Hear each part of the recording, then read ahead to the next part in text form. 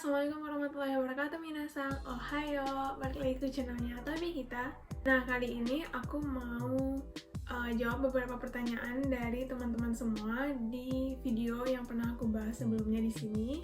Itu aku membahas video tentang Impact Foundation, di mana aku mendapatkan beasiswa Impact. Dan di sana aku juga membahas tentang apa aja yang udah didapatin. Terus aku menyinggung sedikit tentang syarat bagaimana caranya untuk mendaftarkan beasiswa Impact.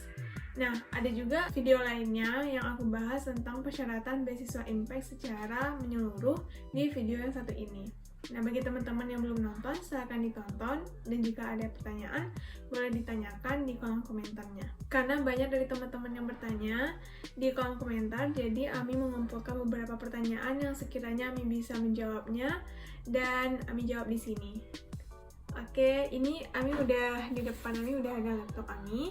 Jadi nanti Ami bakal buka videonya dan lihat beberapa pertanyaan dari teman-teman semua di kolom komentar. Oh ya, by the way, kalau misalnya ada dengar suara anak-anak atau apa, itu mohon maaf ya kalau misalnya agak bising, karena di luar juga ada anak-anak Jepang yang lagi main karena mereka udah pulang sekolah. Aku mau jawab pertanyaan yang ini dulu. Jadi ini ada pertanyaan dari Lutfi Fitria. Kak mau tanya, beasiswa Impact itu open registration-nya biasanya kapan ya Kak? Terus situs terupdate mengenai beasiswa itu di mana? Jazakillah khair Kak Ami. Terima kasih atas pertanyaannya. Nah, jadi ini udah pernah disinggung di salah satu videonya kalau Impact itu open registration itu sekitar bulan Agustus kemarin. Bulan Agustus buka pendaftarannya, terus closing application-nya itu bulan Oktober. Nah, jadi di end of Oktober. Jadi ini nih saat-saat sekarang ini teman-teman harus udah mulai ngirim berkasnya, karena berkasnya itu dikirim ke pihak Impact yang ada di Jakarta. Ini kan udah tanggal 16 ya, jadi kalau bisa udah dikirim gitu. Tapi kalau misalnya belum, ya jangan mepet-mepet banget sama deadline-nya, karena deadline-nya itu di akhir Oktober. 31 Oktober 2020. Nah, untuk update informasinya seperti yang ditanyakan tadi, itu teman-teman bisa cek langsung di websitenya. Websitenya itu Impact, ketik aja di Google Impact Foundation, nanti ada beberapa website. Nah, nanti di paling atas kalau nggak salah Ami itu adalah Impact officialnya. Nanti Ami taruh juga di sini di linknya, atau teman-teman bisa lihat di video Ami sebelumnya, itu Ami lengkap banget nge-review tentang beasiswa Impact.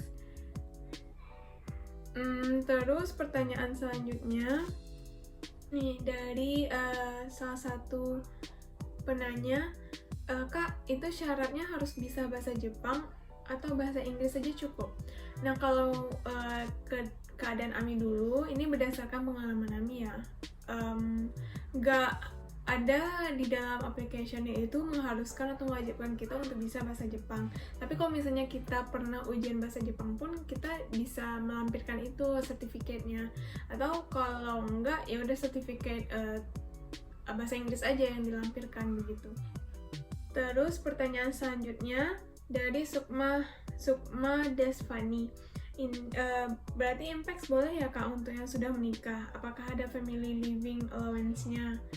Nah, Impact sendiri alhamdulillah nggak ada melarang kalau kita misalnya udah nikah terus nggak boleh mendaftar, nggak ada dilarang itu, nggak ada statement apapun tentang itu di application-nya. Jadi teman-teman kalau misalnya udah nikah bisa kok daftar beasiswa Impact ini, karena batasannya itu batasan Impact cuman batasan umur aja gitu.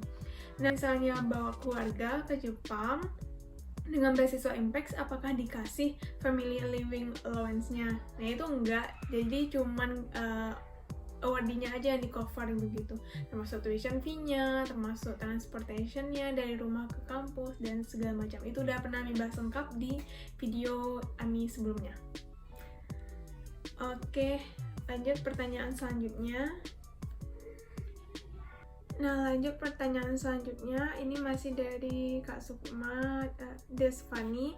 Kak Ami dulu daftar skor TOEFL atau IELTS berapa, Kak? Jadi Ami TOEFL-nya, Ami nggak pernah tes IELTS, tapi tes TOEFL pernah, dan itu yang Ami lampirkan di waktu Ami mendaftarkan beasiswa IMPEX. Nah, itu untuk amannya, kalau kita mau mendaftarkan suatu beasiswa itu di luar negeri, untuk amannya sih 550 ke atas, tapi nggak menutup kemungkinan juga kalau misalnya teman-teman punya sertifikat Inggrisnya itu di bawah 550, juga nggak menutup kemungkinan kalau teman-teman di bawah itu gitu. Jadi ya udah kok, walaupun TOEFL-nya rendah, TOEFL-nya tinggi, itu tuh tergantung aplikasi kita nanti lulus apa enggaknya. Ini bukan masalah tinggi apa enggaknya terus lulus kayak gitu, enggak juga. Ada beberapa faktor juga yang bisa meluluskan kita untuk mendapatkan beasiswa. Kak, aku lulusan sarjana farmasi, kira-kira bisa nggak ikut beasiswa ini? Ya bisa dong, asalkan kamu itu adalah background IPA, kamu bisa mendaftarkan beasiswa IMPEX.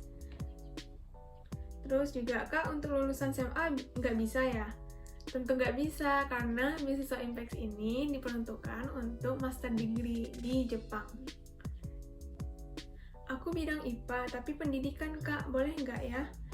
Menurut aku sih boleh-boleh aja, asalkan backgroundnya IPA, karena di application-nya sendiri pun mereka cuma memberikan statement bahwa backgroundnya IPA begitu. Mereka nggak ada mengatakan detailnya seperti apa, jadi asalkan background kamu IPA, insya Allah kamu bisa. Itu menurut aku. Ini khusus untuk S2 ya, Kak? Untuk kuliah S1 belum ada, Kak. Ini dari Raka. Iya, untuk S2 aja beasiswa IMPEX ini. Untuk S1-nya nggak ada. Mungkin teman-teman kalau misalnya mau daftar S1 bisa menggunakan JASO atau Max barangkali. Aku juga kurang tahu. Ini juga ada pertanyaan ya dari Cahyadi Julianto. Kak mau tanya, kalau misalnya S1 itu di bidang teknik dan lanjut S2-nya di Jepang juga milih ke teknik, itu apakah bisa, Kak? Ya bisa dong, tentu bisa gitu, karena itu jadinya jurusannya linear, teknik S1, S2-nya juga teknik. Sama seperti aku dulu teknik lingkungan S1-nya, terus S2-nya juga teknik di sini, tapi teknik di sini itu aku dalam Department Environmental Design. Saya kira itu hanya untuk jurusan MIPA, Kak. Oh, ini lanjutannya. Jadi ini pertanyaannya. Kak mau tanya, kalau misalnya S1 itu di bidang teknik dan lanjut S2-nya di Jepang juga milih ke teknik, itu apakah bisa? Bisa. Saya kira itu hanya untuk jurusan MIPA, Kak. Teknik kan MIPA. Ini gimana sih pertanyaannya? Iya, kalau kamu MIPA, terus kamu di bidang teknik dan mau melanjutkan studinya teknik juga, itu bisa. Ya karena itu IPA. Terus juga ada pertanyaan lagi dari Nur Syarifah. Kalau untuk jurusan English Pedagogy ada beasiswanya nggak? Ya, Kak. Aku dari tadi ngerasa kalau itu gempa. Kayaknya di atas nih. Oke, lanjut ya. Ini dari Nur Syarifah Mudaim. Kalau untuk jurusan English Pedagogy ada beasiswanya nggak ya? Ini ada, pasti ada beasiswa apapun, jurusan kamu pasti ada beasiswanya. Tapi kalau untuk IMPEX sendiri, ini nggak bisa, karena English itu IPS nggak sih? Iya kan? Terus juga ada nih, aku mau kuliah di Jepang, tapi nggak bisa bahasa Jepang. Aku juga sama, nggak bisa bahasa Jepang. Ya, palingan daily conversation gitu. Walaupun nggak bisa, ya bisa belajar juga. Jadi, semangat.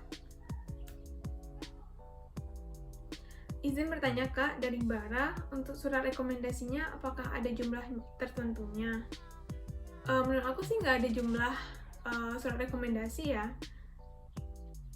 karena ya gitu, nggak ada jumlahnya. Kami mau nanya, ini dari Rika Susanti, kenapa kakak lebih milih beasiswa IMPEX dibanding Max? Jadi waktu itu Ami pernah membahas di salah satu videonya kalau Ami itu pernah ketika Ami mendaftarkan beasiswa, Ami mendaftar beasiswa Max dan juga Impact. Max ini dari kampus sendiri gitu. Nah, seiring berjalannya waktu, ternyata beasiswa Max itu Ami menunggu pengumumannya. Nah, beasiswa Impact lebih dulu pengumumannya. Dan Ami dinyatakan lulus, alhamdulillah, di beasiswa Impact terlebih dahulu. Sedangkan beasiswa Max itu selama beberapa hari begitu. Nah, alhamdulillah juga Ami juga lulus di beasiswa Max. Dan itu Ami sempat galau memilih beasiswa apa, dan ternyata Ami memutuskan untuk memilih beasiswa Impact. Kenapa? Karena yang pertama itu Ami melihat dari realitanya juga beasiswa Impact ini hanya 3 orang se-Indonesia, dimana itu adalah very rare condition sebagai awardee Impact begitu, karena ya cuma 3 orang se-Indonesia, bayangin.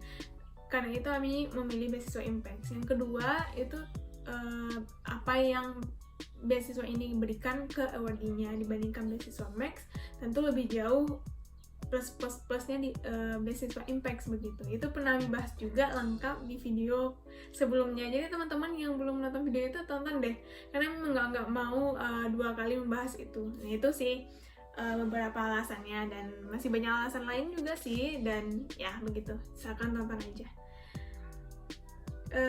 Selanjutnya pertanyaan, Mbak, jika belum keluar surat keterangan lulus S1, bisa diganti pakai surat keterangan dari pihak fakultas nggak ya?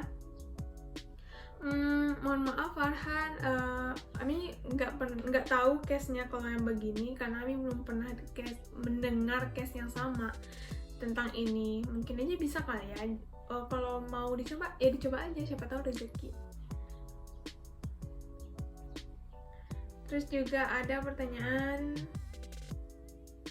dari Anwar.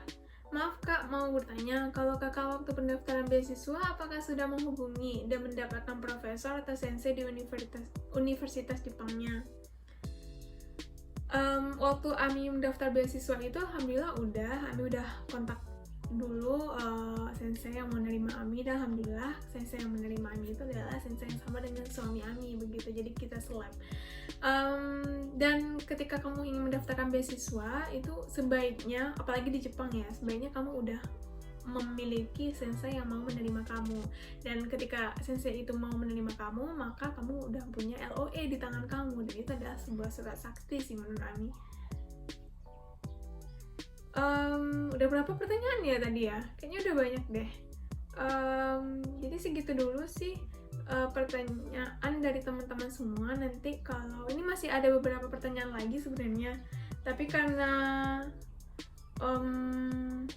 nanti Ami filter lagi pertanyaan yang mana, kan banyak banget. Jadi nanti Ami filter lagi pertanyaannya. Nanti kalau ada kesempatan Ami lanjut lagi sesi Q&A ini, oke? Dadah, semangat semua teman-teman. Udah tanggal 16 loh sekarang, udah pertengahan Oktober. Jadi semangat untuk mensubmit application di beasiswa Impact. Semoga teman-teman menjadi salah satu awardee-nya. Semangat! Dadah, assalamualaikum warahmatullahi wabarakatuh. Semoga bermanfaat. Jangan lupa di share, subscribe, dan komen. Dan kalau misalnya ada beberapa pertanyaan lagi dari teman-teman, bisa tanya di kolom komentar. Nanti kalau ada waktu lagi nanti Ami jawab. Dan kalau bisa secepatnya sih Ami jawab, karena teman-teman juga butuh kan informasinya. Oke, dadah, assalamualaikum.